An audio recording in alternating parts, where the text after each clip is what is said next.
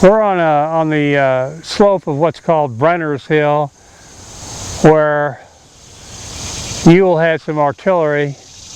The problem with the artillery is that the light artillery, the smoothbore artillery, only has a range of a mile and a half.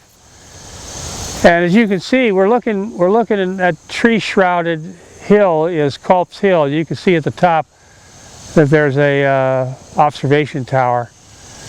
Now that's about 300, 400 feet, and we'll take a look at it closer up. And it's a pretty steep hill on this side as you face it. There are a lot of rocks. It's a steep hill, but there's just no reason why Ewell, with the troops that he did have available the late afternoon of July the 1st, could not have occupied that hill. He was engaged. Early's division was engaged with the troops that were on Cemetery Hill, Howard, and Doubleday up there with the 1st and 11th Corps. It's true that was going on. There was a struggle. Early got about halfway up the slope. If he had Johnson here for support, he would have made the whole thing happen. But at the same time that was going on, this hill over here was unoccupied. And if we were able to get some views from a distance, we should be able to see that this hill, Culp's Hill, it really overarches Cemetery Hill. It's a higher elevation, and it's slightly to the rear of Cemetery Hill. So to occupy this hill was an important strategic event, which may well have on its own forced the Union defenders to abandon Cemetery Hill. And since Ewell did not occupy this hill,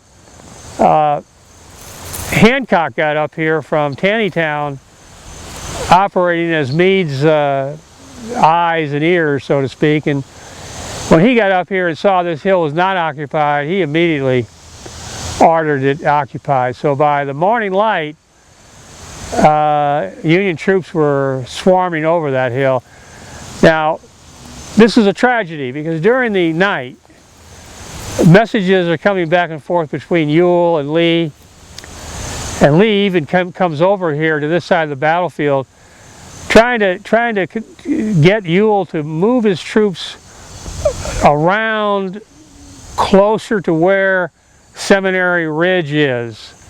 Lee was obviously thinking about getting an assault going from a tighter direction in the morning, and for whatever reason Ewell begged off. He told Lee that he would capture this hill, that he was about ready to do it. It was going to happen. And so with that excuse, Lee can't. It's like, parents with children. You can't make children do what you want them to do. You have to somehow persuade them to do it your way. And it was obvious Ewell was not willing to move his forces for whatever reason was in his mind.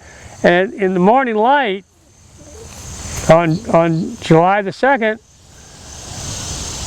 Ewell has failed to capture this hill, which is why at 11 o'clock, General Lee sits down with his map in his lap and starts explaining to Longstreet and McLaw what's going to come down next.